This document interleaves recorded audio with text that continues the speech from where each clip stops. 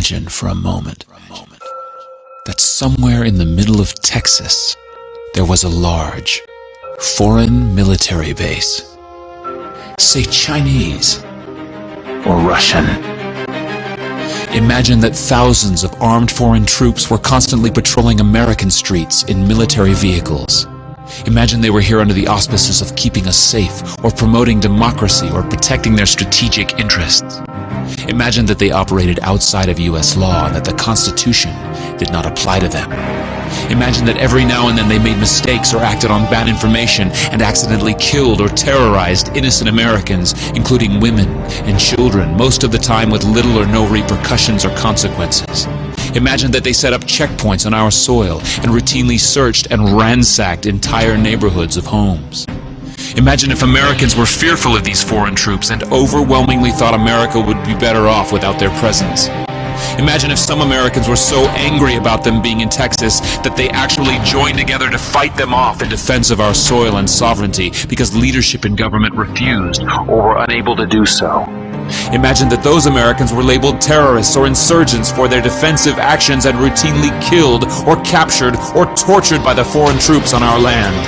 Imagine that the occupiers' attitude was that if they just killed enough Americans, the resistance would stop, but instead, for every American killed, 10 more would take up arms against them, resulting in perpetual bloodshed. Imagine if most of the citizens of the foreign land also wanted these troops to return home. Imagine if they elected a leader who promised to bring them home and put an end to this horror. Imagine if that leader changed his mind once he took office. The reality is that our military presence on foreign soil is as offensive to the people that live there as armed Chinese troops would be if they were stationed in Texas. Shutting down military bases and ceasing to deal with other nations with threats and violence is not isolationism. It is the opposite. Opening ourselves up to friendship, honest trade, and diplomacy is the foreign policy of peace and prosperity. It is the only foreign policy that will not bankrupt us in the short order, as our current actions most definitely will. I share the disappointment of the American people in the foreign policy rhetoric coming from the administration.